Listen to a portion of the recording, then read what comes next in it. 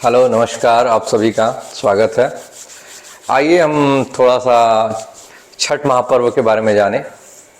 पहले तो इस धार्मिक महापर्व की आप सभी को तहे दिल से हार्दिक बधाई। तो आपके घर के आसपास माहौल थोड़ा सा हलचल भरा हो गया होगा, क्योंकि लोग महानगरों से, विदेशों से, अपने नौकरी से कुछ वक्त निकाल कर अपने गांव आते हैं। और गांव आते हैं इसलिए आते हैं क्योंकि उस जो नया पौधा, नया बच्चा जो अभी स्टैंडर्ड 1 में कहीं ऑक्सफोर्ड में पढ़ रहा है, कहीं लॉरेटो में पढ़ रहा है, कहीं नॉटरडेम में पढ़ रहा है, वो बच्चा ये जान पाए कि ये 2 कमरे का अपार्टमेंट से बड़ा घर होता है। जी, जो बच्चा सिर्फ किताबों में देख रहा है, ये रिवर है, ये हिल है, वो देख पाए कि गांव में ये सचमुच का है, उसका अस्तित्व है। और जो बच्चा दादा दादी को सिर्फ ग्रैंड पेरेंट्स और ग्रैंड मदर एक रिलेशन के रूप में सीखा है अभी स्कूल में, वो देख पाए कि आज भी गांव में उसको देखकर उसके दादा दादी कितने खुश हो जाएंगे और दादा दादी का प्यार क्या होता है।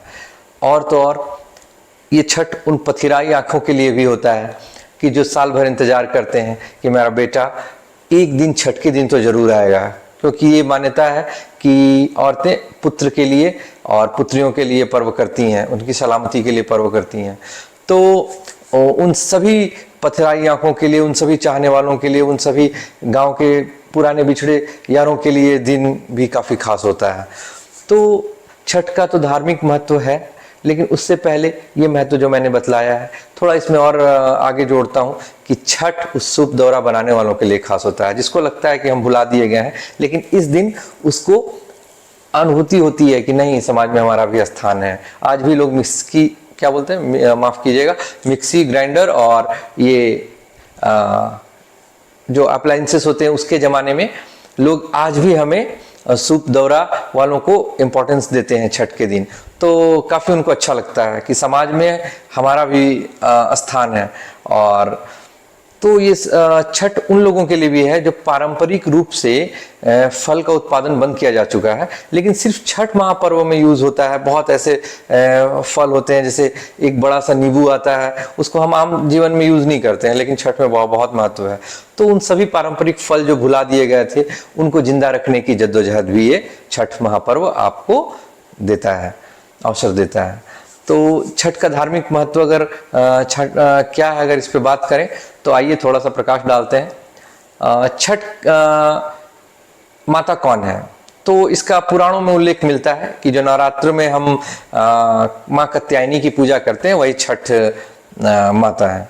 लेकिन थोड़ा सा और हम खोजते हैं तो पता चलता है कि ब्रह्मा की मानस पुत्री के रूप में भी छठ माता का उल्लेख मिलता है। मानस पुत्री मतलब इसमें शारीरिक ऊर्जा नहीं लगाई गई, इसमें मन की तरंगे उत्पन्न हुई और वो पुत्री पैदा हुई, उसको मानस पुत्री कहते हैं।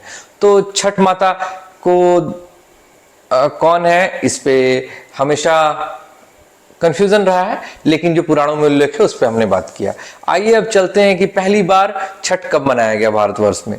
तो इसका ठीक ठीक उल्लेख तो नहीं मिलता है, लेकिन महाभारत काल में कहा जाता है द्रौपदी छठ किया करती थी, और कर्ण भी अंगराज, अंग देश के राजा थे, वो भी छठ किया करते थे। वो तो साक्षात सूर्यपुत्र थे। तो इस तरह छठ की शुरुआत हुई। और आपको पता होगा, अब तो पुरुष भी छठ करते हैं, लेकिन आमतौर पे आप देखते होंगे हमारे भारतीय घरों में जो थोड़ा कहीं कहीं आमतौर पे लोग अगर एक वक्त 2 वक्त का खाना नहीं मिले तो बिलबिला उठते हैं, और पत्नियों से आमतौर पे मार पीट की घटना सामने आती है। लेकिन उन दंभी पुरुषों को ये सरासर संदेश है कि जिन औरतों को आप कमजोर समझते हैं, वो कमजोर नहीं है। आप एक वक्त का खाना नहीं मिलता है तो आप परेशान उठते हैं। और वो देखिए, वो 3 दिन तक वो छठ माता का उपवास रखती हैं, और ये महापर्व है, और निर्जला उपवास रखती हैं।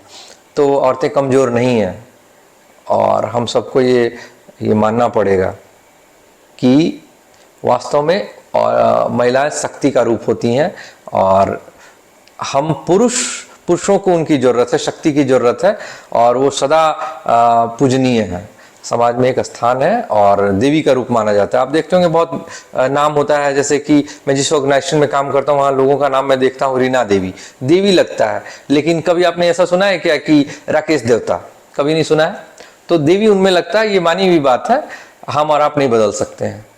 और मैं उन सभी माताओं बहनों को नमन करता हूँ जो छठ कर रही हैं, और जो नहीं भी कर रही हैं वो हमेशा शक्ति का रूप है और रहेंगी।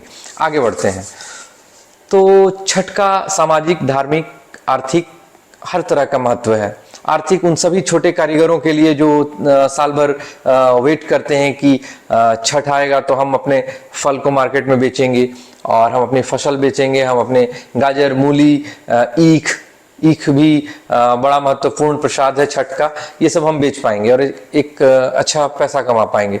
छठ उन सभी सामाजिक जो दुविधाएं उनका भी सकारात्मक ये हल निकालता है। जो लोग दूर हो गए एक दूसरे से, माता पिता, भाई बहन, सब उस दिन अर्घ देते हैं। किसी घर से एक महिला छठ करती हैं, छठ माता का व्रत करती हैं और उस समय सभी अपना भेद भुलाकर और उस हाथ में हाथ जोड़कर ऐसे टच करके और छठ का अर्घ देते हैं और आशीष प्राप्त करते हैं।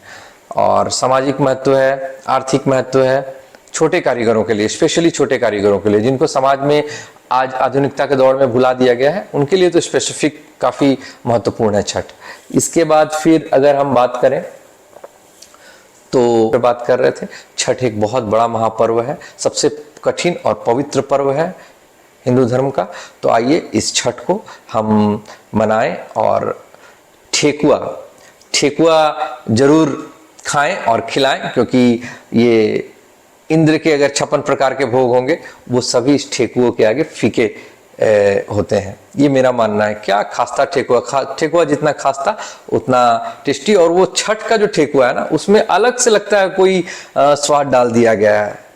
तो उसको खाइए और कमेंट कीजिए कि आपके यहाँ ठेकुआ जल गया था, थोड़ा टाइट हो गया था, कि खास्ता बना था। और फिर हम लोग देखते हैं कि किसके यहाँ ठेकुआ बना था। मेरी माता जी छठ करती हैं और मैं इस बार छठ में गांव नहीं जा पाऊंगा क्योंकि पब्लिक सर्वेंट, ठीक है, तो हम सर्विस करेंगे। आप लोग जाइए, आनंद लीजिए और कमेंट में बताइएगा कैसा लगा।